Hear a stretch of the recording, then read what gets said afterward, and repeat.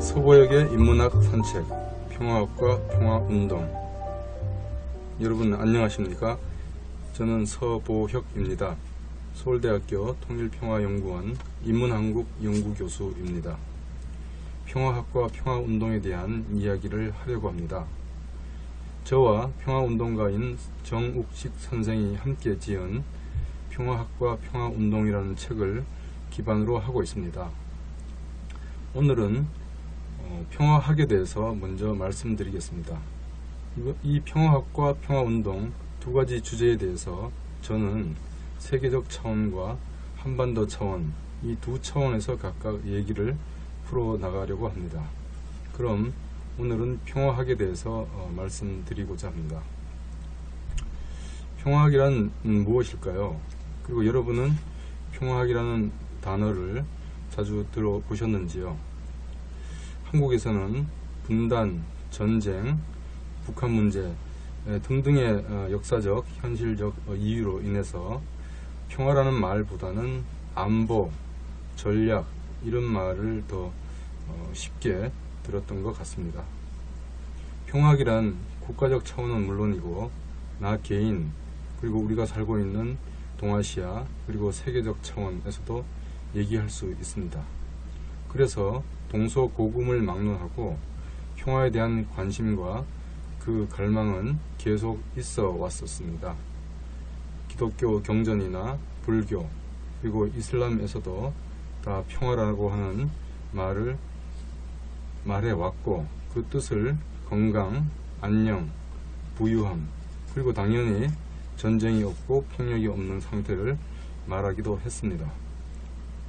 그런데 평화라고 하는 것은 크게 절대적인 평화주의와 제한적 의미의 평화주의로 나눠 볼 수 있겠습니다. 여러분 북한산 등산해 보셨죠? 북한산을 가 보시면은 몇 군데 절에 보면은 그 앞에 승병들이 활동했던 절이었다. 또 승병들이 임진왜란 때 왜구를 막기 위해서 사용했던 무기를 보관해둔 그런 창고도 있습니다. 1711년 임진왜란이 끝나고 숙종 37년에 조선은 북한산성을 쌓으면서 13개의 승용사찰을 지어 승군을 주둔시키고 무기를 보관했습니다. 이때 평화는 어떤 경우에도 폭력에 반대하는 절대적 평화주의와는 다릅니다. 자기를 공격하고 침략하는 세력에 맞서서 자기 생존과 방어를 위한 목적에 최소한의 폭력은 인정하는 제한적 의미의 평화주의이죠. 그러나 종교적 배경과 자기의 신념에 따라서 자기 목적을 달성하는 데 있어서 자기 어떤 피해를 보더라도 폭력을 사용하지 않는 어떤 경우에도 사용하지 않는 절대적 평화주의도 있을 수 있습니다. 여러분은 어떤 입장을 더 선호하는지요? 그리고 우리가 평화라 말할 때는 당연히 현실에서 평화가 이루어지지 않거나 평화와 거리가 먼 폭력적인 상황을 전제로 하고 있습니다.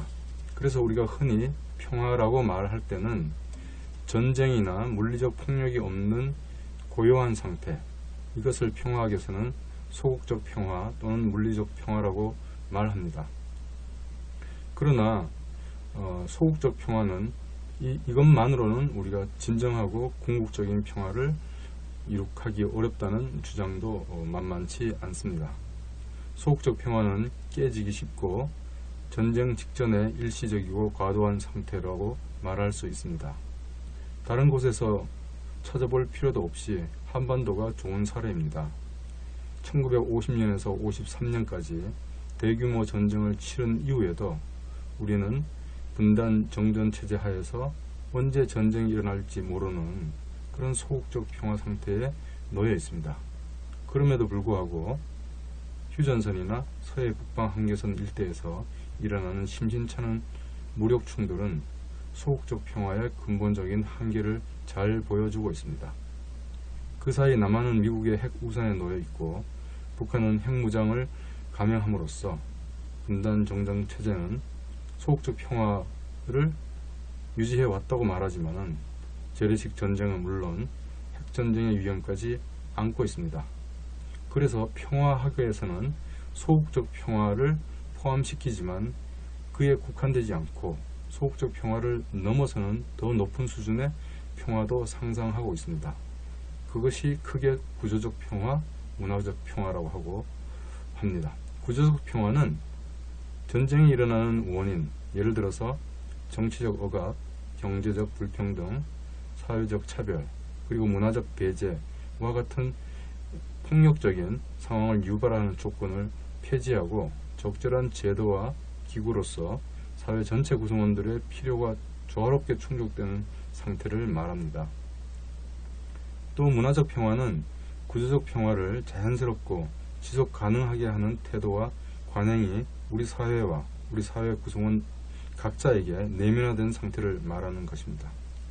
다시 말해서 소극적 평화는 구조적 평화와 문화적 평화 없이는 그 한계가 명백하고 폭력의 위협으로부터 쉽게 무너질 수 있습니다. 그래서 구조적 평화와 문화적 평화를 묶어서 적극적 평화라고 말을 하고 소극적 평화로서 전쟁이 없는 상태를 말합니다. 물리적 평화라고 말하죠. 그리고 평화에 대해서는 여러 가지 수식어가 붙습니다.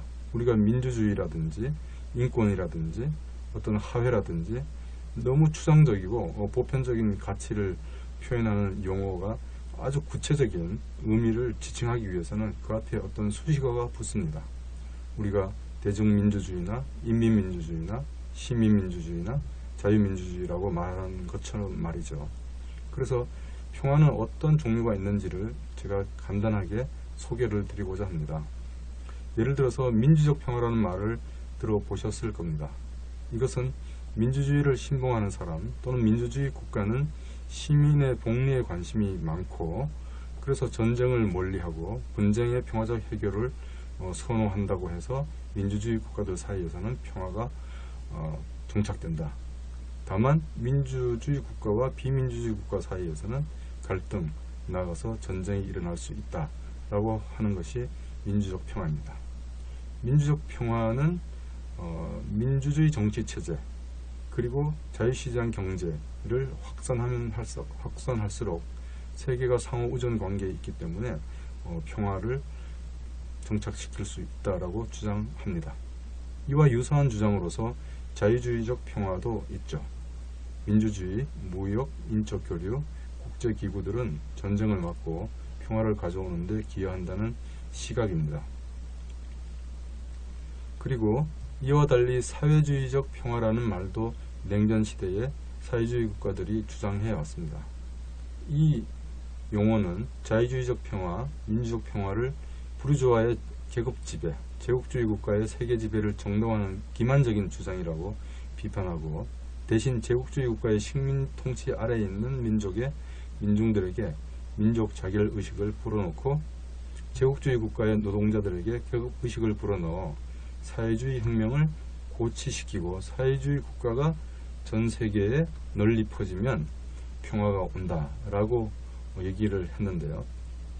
그러나 이 사회주의적 평화는 노동해방, 민족해방을 위해 필요하면 폭력도 불사할 수 있다라고 주장함으로써 자기 모순에 빠지기도 했습니다.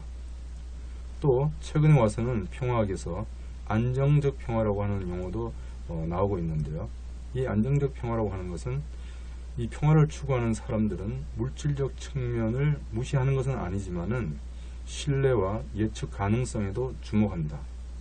이와 유사한 용어가 지속 가능한 평화인데요. 지속 가능한 평화는 정치 군사적 차원에서는 안정적 평화의 개념을 수용하지만 동시에 사회 경제적 측면에서 인간 발전, 생태 친화적인 발전, 곧 지속 가능한 발전을 강조합니다. 지속 가능한 평화는 지속 가능한 발전이라는 말과 함께 평화의 범위를 인간뿐만 아니라 인간과 자연의 관계로 확장시키는 특징이 있습니다.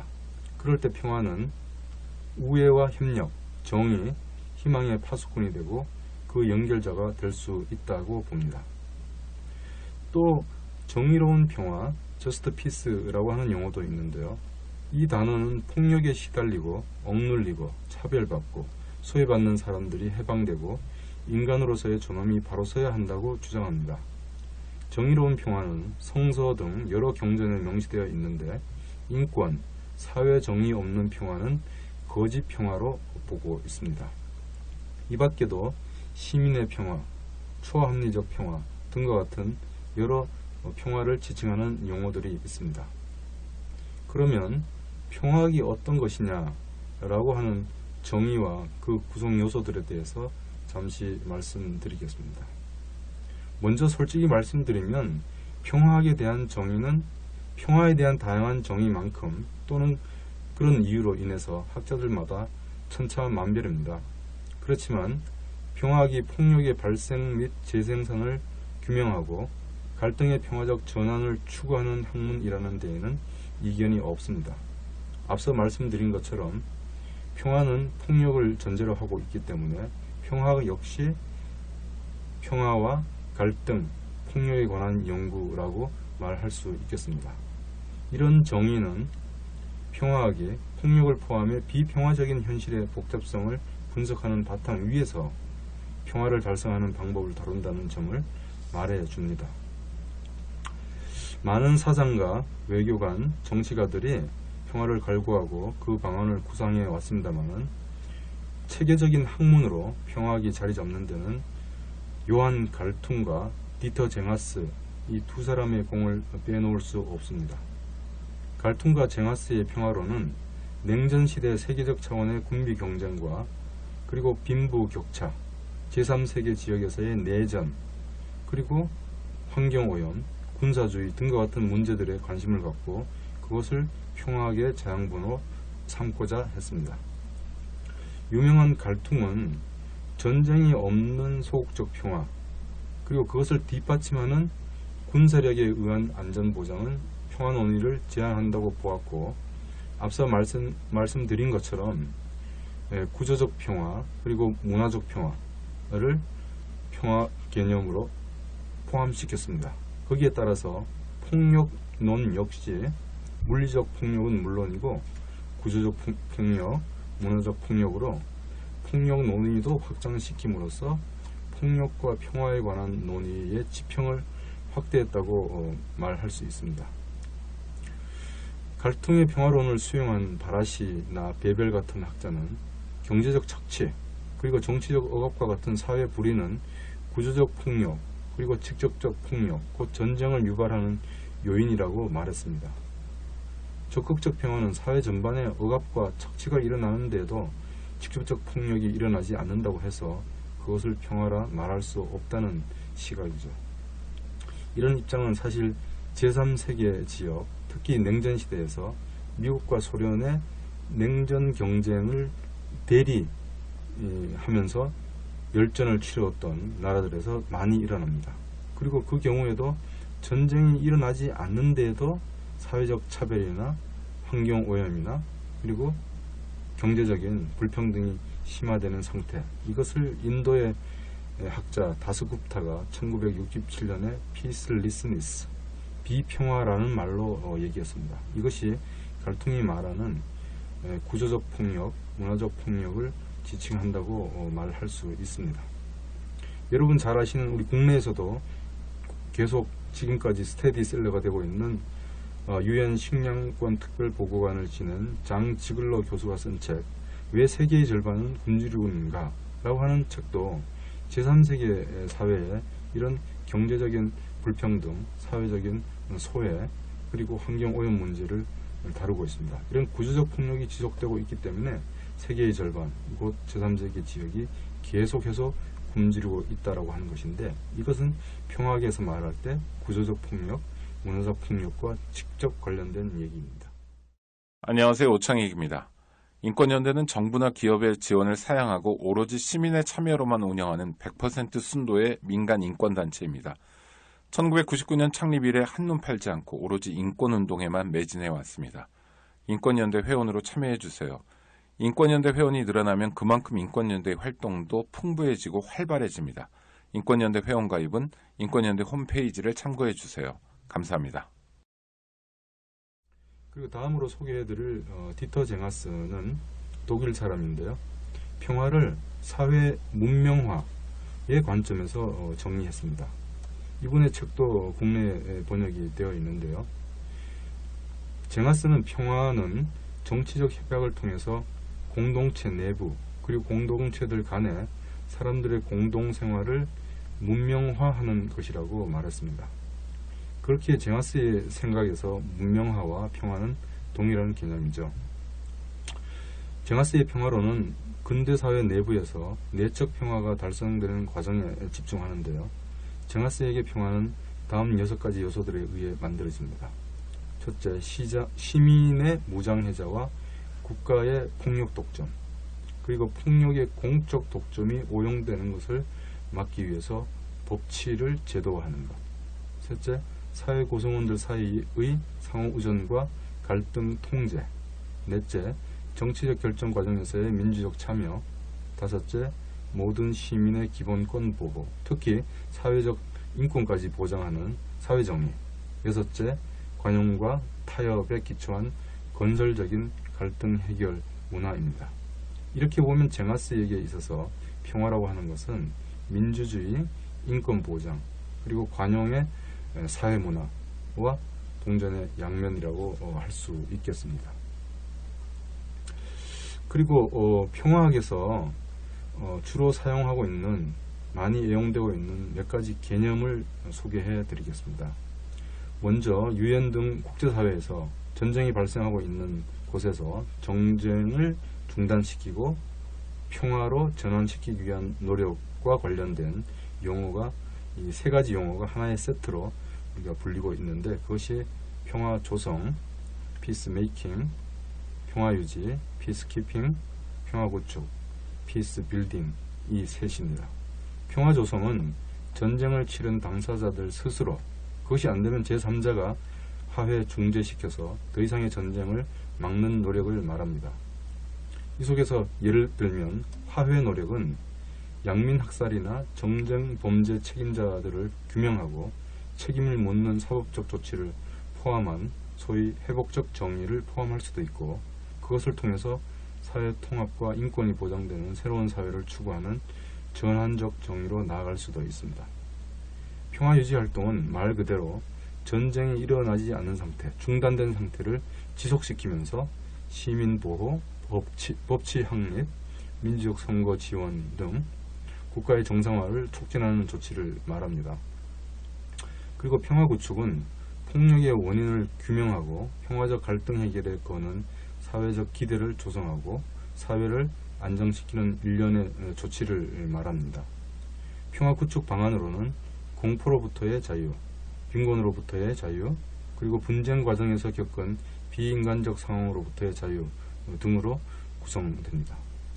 분쟁 지역의 혼란과 복잡성을 고려할 때 분쟁 후 평화구축은 3단계를 거친다고 하겠습니다. 첫 단계는 일단 전쟁을 중단시키고 그 후에 국가를 안정시키고, 그리고 전쟁 참가자들에 대한 무장해제, 동원해제, 사회로의 재통합을 장려하고, 둘째 단계에 들어서는 국가 기능을 강화해서 대중의 기본적 필요, 특히 입는 것, 먹는 것, 건강을 보호하는 문제를 충족시키고 국가의 합법성, 정통성을 증대시키고, 셋째 단계에 가서는 갈등의 평화적 관리와 사회경제적 발전을 증진시킵니다. 그리고 두 번째로 소개해드릴 용어는 평화체제입니다. 이것은 우리가 분단체제, 정전체제 상황하에 있으면서 몇 차례씩은 들어본 용어인데요. 평화체제는 평화를 보호 달성하는 데 요구되는 원칙, 규범, 관련 제도를 통칭하는 용어입니다.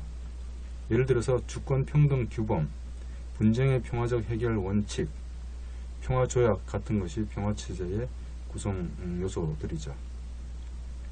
그런데 이런 평화체제는 일단 한반도 상황에서는 아직 정전 상태가 평화조약 또는 평화협정을 통해서 평화적 상태로 전환되지 않았기 때문에 일단 전쟁 당사자들이 평화협정을 체결해 나가는 그런 노력, 그리고 평화협정 체결 이후에 앞서 말씀드렸던 평화 구축, 피스 빌딩이라고 말하는 폭력, 그리고 빈곤으로부터의 자유, 그리고 분쟁 과정에서 겪은 비인간적 상황으로부터의 자유, 다시 말해서 지속 가능한 평화, 그리고 안정적인 평화에 필요한 과제들을 실현해 나가는 절차를 밟게 되는데, 안타깝게도 우리 한반도는 아직 평화협정도 체결되지 않은, 여전히 국제법적으로나 기술적으로는 전시 상태에 놓여져 있습니다. 그 다음에 소개해드릴 용어로는 평화권이 있습니다. 이 단체가 인권연대이기 때문에 평화 문제가 인권과 어떤 관련성이 있느냐라고 할 때 이 평화권이라는 개념이 관련이 있다고 하겠습니다. 평화권은 일본 같은 데서는 평화적 생존권으로도 불리는데요. 간단히 말해서 사람이 평화롭게 살아갈 권리를 의미합니다. 이 정의는 매우 상식적으로 들리지만 여기에는 평화에 대한 이해와 평화를 인권으로 인정하느냐의 문제가 가로놓여 있습니다. 평화를 하나의 인권으로 파악하기 위해서는 평화 개념에 사람을 반드시 포함시켜 인식할 것, 그리고 제3세대 인권의 등장에 대한 이해가 필요합니다. 앞에서 소극적, 적극적 측면을 막론하고 평화를 하나의 조건이나 결과 개념으로 보았지만 평화를 그렇게 정의하는 방법만 있는 것은 아닙니다. 오늘날 평화는 개인의 화평, 심성의 평화는 물론 인간과 우주의 소통, 인간과 자연의 공존, 생태 보전, 지속 가능한 발전 등의 차원으로 발전하고 있습니다. 그럼에도 불구하고 여전히 평화 개념의 중심은 인간 생명의 보호, 인간 존엄의 보장 등에 있습니다. 사실 냉전이 치열했던 냉전 시대에서도 평화가 인권이냐를 둘러싸고 많은 논쟁이 정치가들, 그리고 학자들, 그리고 유엔에서 있었습니다. 그 과정에서 1984년 유엔 총회에서 평화권 선언이 채택이 된 적이 있습니다. 이 선언은 이렇게 시작하죠. 지구상의 모든 인류는 신성한 평화권을 갖는다는 원칙을 확인했습니다. 그리고 대중의 평화권을 누리는 것을 각국의 근본적 의무로 선언했고, 이 선언은 평화권 실현을 위해서 군축, 자원의 효율적 이용, 전쟁 위협의 금지, 특히 핵전쟁 위협 금지를 거론하고 있습니다. 그래서 핵전쟁 위협을 금지한다, 다시 말해서 핵무기 개발을 폐기한다 라고 하는 문서가 내용이 들어 있었기 때문에 냉전시대 미소 대결에도 불구하고 미국과 소련은 이 평화권이 국제법적인 자격을 갖는데 다 같이 반대했는지도 모릅니다. 이 말은 냉전시대 그리고 국제질서의 변화에 관계없이 핵무기 보유 국가는 그 나라의 정치체제와 관계없이 이 핵전쟁 위협 금지, 핵무기 개발 반대를 포함하고 있는 평화권이 국제법으로 발전하는데 다 같이 반대할 수 있다는 것입니다. 그래서 지금까지 2006년 유엔의 인권이사회가 만들어지고 그 이후에 평화권 선언을 다시 채택하려고 하는 노력을 했는데 여전히 그런 노력이 무산되었습니다. 그러나 정부 차원보다는 비정부 차원에서 평화권 논의는 꾸준히 논의되어 왔습니다. 평화운동 차원에서요. 그 대표적인 예가 2010년 12월 10일 국제평화권 대회가 열렸는데 여기서 산티아고 평화권 선언이 채택되었습니다. 현대적 의미에서 인권은 인권 보유자로서 국가의 책무, 그리고 국가의 책무는 의무 보유자죠. 다만 시민이 권리의 보유자입니다. 인권은 현대적 의미에서 이런 개념 요소를 포함하고 있는데 산티아고 평화권 선언은 최초로 현대 인권 개념에 부합하는 평화권 개념을 제시했다는 의미가 있습니다. 선언은 제1조에서 12조에 걸쳐서 교육, 인간안보, 발전권, 양심적 병력 거부, 저항권, 군축, 난민의 지위, 모든 희생자들의 권리 등을 명시한 후에 제3조에서 국가의 평화권을 실현할 의무를 지우고 있습니다. 평화권은 한반도에 적극적인 의미를 부여하죠. 물론 분단 상황에서 평화가 소극적 차원에서 인식되어 왔기 때문에 평화권이 생경할 수도 있습니다. 그러나 분단이 인권 민주주의를 유보하는 명분이 될 수 없다는 의식이 점차 높아져 가고 있습니다. 평화와 인권의 입맞춤이라고 할 수 있는 평화권은 한반도의 평화와 통일을 동전의 앞뒤처럼 하나의 총체로 인식하도록 해주는 개념입니다. 그 다음 넷째로 하나 더 소개해드릴 개념이 평화문화입니다. 유네스코는 평화문화를 인권 존중, 폭력 거부, 양성평등, 민주주의 옹호, 국가 간 또는 집단 간 소통과 이해를 표현하는 일련의 윤리적이고 심리적인 가치, 습관, 타자에 대한 태도, 생활 방식으로 정의하고 있습니다.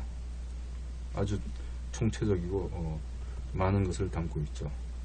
평화문화는 전쟁과 폭력을 인정하는 경향을 대화, 존중, 공정함이 사회관계를 규율하는 문화로 전환하도록 하는 삶, 그런 노력이라고 정의하고 있습니다.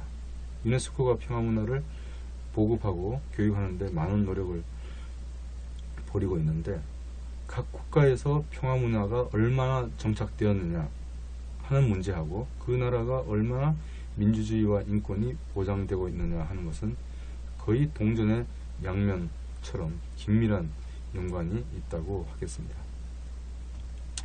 자, 그러면 평화학이 평화와 폭력에 관한 학문, 폭력을 예방하거나 중단시키고 평화를 가져오는 방법을 공부하는, 연구하는 학문이라고 할 때 이 평화학의 특징은 어떤 것이 있는지 좀 더 알아보겠습니다.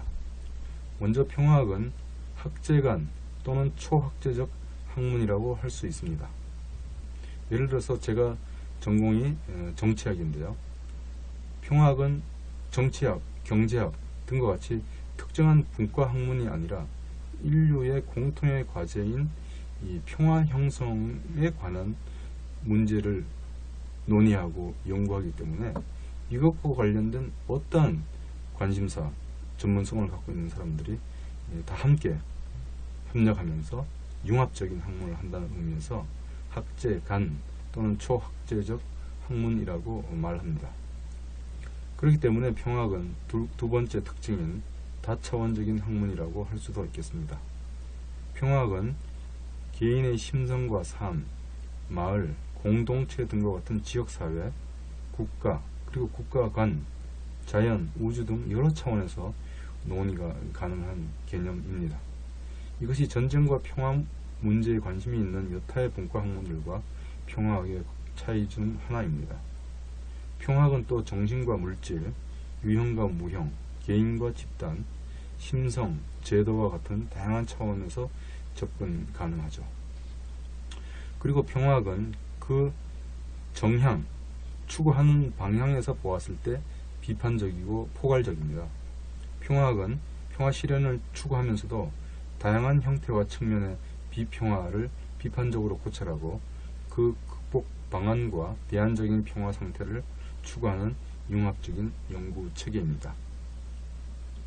그리고 여러분께서 이미 상상할 수 있듯이 평화는 여느 학문처럼 이론의 형성 발전을 추구하지만 폭력에 시달리고 평화를 갈구하는 풀뿌리의 목소리, 현장의 요청에 적극적이고 민감하게 반응합니다. 평화학은 이론화 작업을 추구하면서도 그에 못지않게 현장, 실천과 깊이 연대합니다. 폭력의 진흙탕에서 움트는 평화의 기운, 전쟁의 폐허 위에서 일어나는 살림의 울림과 같이 현장의 이야기를 평화학은 이론화 작업의 원천으로 삼는 거죠.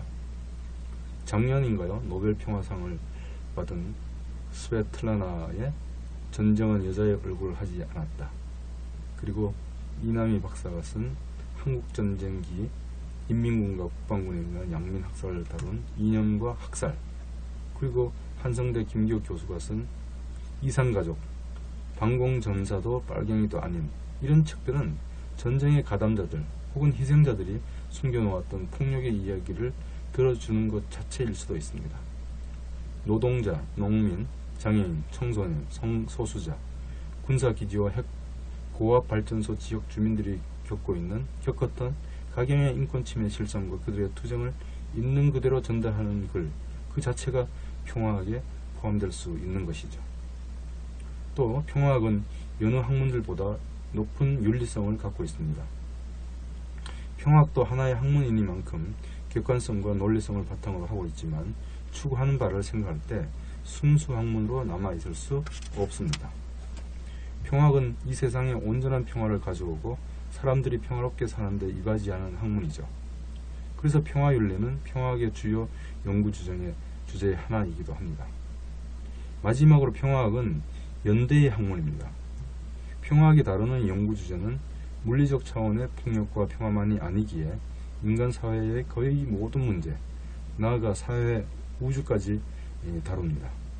평화 구축의 길, 거기에 이론적 실천적으로 기여하는 평화학은 눈에 띄는 폭력 평화 문제로 연구 범위를 한정할 수 없는 것이죠. 이론적으로 평화 구축의 길을 찾기 위해서는 평화의 이웃인 인권, 민주주의, 지속가능한 발전, 인도주의 등 인접 보편 가치들에 대한 연구도 함께 수행해 나가야 할 것입니다.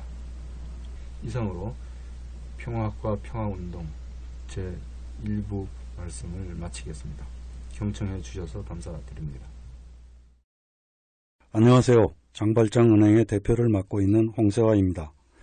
200만원, 300만원 벌금을 내지 못해 감옥에 갇히는 분이 매년 4만 명이 넘습니다. 장발장은행은 이분들에게 무이자 무담보로 대출을 해주고 있습니다. 장발장은행을 후원해 주시기 바랍니다. 실로 모든 게 엉망으로 치닫는 듯한 세상입니다마는 스스로 아름다워지는 데에 겸연쩍어 하지 않기를 바랍니다.